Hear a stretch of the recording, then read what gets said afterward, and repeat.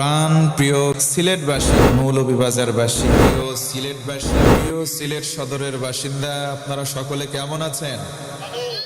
আল্লাহ নবীজিকে বলা হলো, নবীজি গোটা পৃথিবীতে আপনাকে এমন করে পাঠানো হলো, আপনি হলেন বার্তাবাহক, আপনি হলেন রাসূল, আপনি হলেন শুভ সংবাদ প্রদানকারী। তার মানে বোঝা গেল নবীজিকে অনেকগুলো দায় এবং দায়িত্ব দিয়ে পাঠানো হলো। পৃথিবীতে শুধু মানব নয়, তিনি হলেন মহামানব। তিনি শুধু নবী নয়, তিনি হলেন মহানবী। কথা বলেন ঠিক কিনা?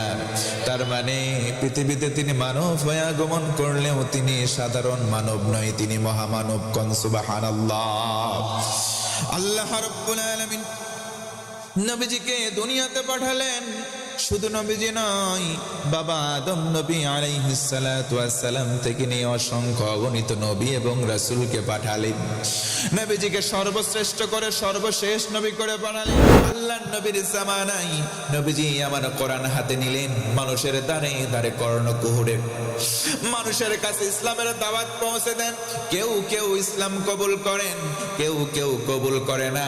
নবীজিকে পাগল আখ্যা দিয়ে দূর দূর করে দাঁড়িয়ে দেয়। একাকী নবীজি বসে আছেন, নবীজির মন খারাপ হয়, আল্লাহর কাছে অভিযোগ। আল্লাহ সান্ত্বনা দিয়ে শোনালেন, রাসূল আপনার মন আপনি খারাপ করবেন না। তাহা মা আনজালনা আলাইকাল কুরআনা লিতাশকা। রাসূল আপনার মন আপনি খারাপ করবেন না, কারণ এই কোরআন আমি এই জন্য নাযিল করি নাই আপনার ভাগ্য নষ্ট হবে না, বরং কোরআন দিলাম আপনার ভাগ্য সুমহান বানাবো, সুপ্রসন্ন হয়ে যাবে। বলি সুবহানাল্লাহ। আল্লাহর রাসূলের দাওয়াতি মিশন ভীষণ বন্ধ হয় নাই। নবীজি কোরআনের দাওয়াত দেন, দূর থেকে মানুষ আসে ওই যে কাবা তাওয়াফ করবার জন্য। তৎকালীন তাদের নিয়ম অনুযায়ী কাবা চত্বরে বিদেশ থেকে মেহমান আসা শুরু করলো। কাফের কুফাররা দল গঠন করলো, মোড়ে মোড়ে বসে যাই, বলে আমাদের এলাকায় একটা পাগল আছে, নাম তার মুহাম্মদ, তার কাছে তোমরা যাবে না। সে কি তেলাওয়াত করে, কি বলে, তোমরা সেগুলো শুনবা না। বলি না আউযুবিল্লাহ। দূর দূরান্ত থেকে লোকজন যখন চলে আসা শুরু করলো, সিদ্ধান্ত নিল কি বলে, আহারে পাগল, পাগল যদি হবে আমাদের বলার কি দরকার। তাদের ভিতরে টেন্ডেন্সি পয়দা হলো, পাগল না দেখে আমরা দেশে ফিরে যাব না। সুবহানাল্লাহ। পাগলের কাছে যাব কিন্তু পাগল কি বলে সেটা শুনবো না। কানের মধ্যে আঙুল দেয়, দূর থেকে নবীজিকে দেখতে যায়। দ্বিপ্রহরের সময় বালিকাময় প্রস্তর খণ্ডে বসে নবীজি গুনগুন করে কোরআন তেলাওয়াত করেন। নবীজি কোরআন তেলাওয়াত করেন, তাদের কানের ভেতরে আঙ্গুল দেওয়া। দূর থেকে চলে যাই, আহারে একবার সূর্যের আলোর দিকে তাকায়, একবার নবীর চেহারা মোবারকের দিকে তাকায়। জায়গায় দাঁড়িয়ে বলতে বাধ্য হয়, নবীর চেহারার কাছে সূর্যের আলো অম্লান হয়ে যায়। নবীজি একদিন বসা আছেন, সাহাবীরাও বসা। একজন পিছন দিক থেকে দৌড়িয়ে দৌড়িয়ে আদবের সঙ্গে এসে নবী বরাবর বসে পড়লেন। নবীজিকে আরজ করলেন, মাতা সাআতু ইয়া রাসূলুল্লাহ, ওগো নবী জানতে চাই, বলেন তো কিয়ামত কবে হবে? আল্লাহর রাসূল পাল্টা প্রশ্ন করলেন, মা ইস্তাআদাত তালাহা, কিয়ামত কঠিন দিন। ও মুসলমান বলেন, কিয়ামত সহজ দিন নাকি কঠিন? জোরে বলেন তো, সহজ না কঠিন? কেমন কঠিন দিন? আল্লাহ রাব্বুল আলামিন বলেন, ইয়াউমা ইয়াফিরুল মারউ মিন আখিহি ওয়া উম্মিহি ওয়া আবি ওয়া সাহিবাতিহি ওয়া বানি।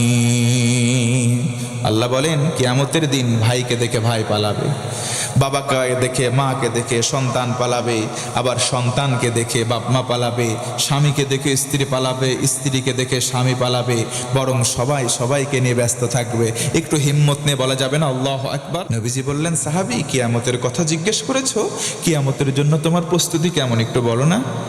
সাহাবী বললেন, ইয়া রাসূলুল্লাহ লা ইস্তাআদাতু লাহা, কিয়ামতের জন্য আমার তেমন কোনো প্রস্তুতি নাই। লা কাসীরিম মিনাস সালাত, তেমন কোনো নামাজ নাই। ওয়ালা মিন সাওমিন, তেমন কোনো রোজা নাই। ওয়ালা মিন সাদাকাতিন, তেমন কোনো দান নাই। ওয়ালা কিন্নি, তবে একটা কাজ আছে, একটা আমল আছে। ইন্নী উহিব্বুল্লাহ ওয়া রাসূলাহু, নবীজি আমি আমার কলিজার চাইতে বেশি, আমি আমার নিজের চাইতে বেশি আল্লাহ এবং রাসূল আপনাকে ভালোবাসি। জোরে বলেন না সুবহানাল্লাহ। নবীজি বললেন আর কোনো টেনশন নাই, কোনো ভয় নাই, দুনিয়াতে যার সাথে যার মোহাব্বত তার সাথেই তার কিয়ামত, হয় জান্নাত না হয় জাহান্নাম। জোরে বলুন সুবহানাল্লাহ। আল্লাহর নবী কিয়ামতের দিন ওই মুসিবতের সময় লেওয়াউল হামদ, হামদের একটা পতাকা উঁচু করবেন, পতাকা নিয়ে সম্মুখ পানে অগ্রসর হন, জান্নাতের দিকে যাবেন, জান্নাতে কড়া নাড়বেন, ফেরেশতা বলবে মান আনতা, কে গো তুমি? নবীজি বলবেন আনা মুহাম্মদ সাল্লাল্লাহু। ফেরেশতারা বলবে আমরা আদিষ্ট হয়েছি আপনার জন্য, অপেক্ষায় অপেক্ষমান আছি।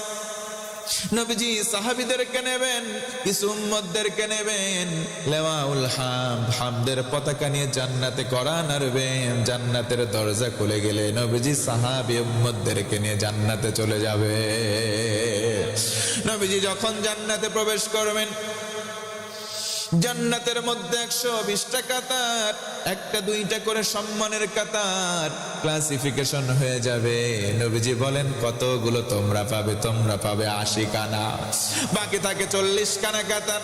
এই 40টা কাতার পাবে তারা আলা সাইরিল উমাম, আদম নবী থেকে শুরু করে ঈসা পয়গম্বর আলাইহিস সালাম, যতজন নবী আম্বিয়া আলাইহিস সালাম আগমন করেছিলেন তাদের যত উম্মত ছিল পাবে জান্নাতের 40টা কাতার, আর 80 খানা কাতার পাবে নবীজির উম্মত। আমরা শেষ নবীর উম্মত, বলুন সুবহানাল্লাহ।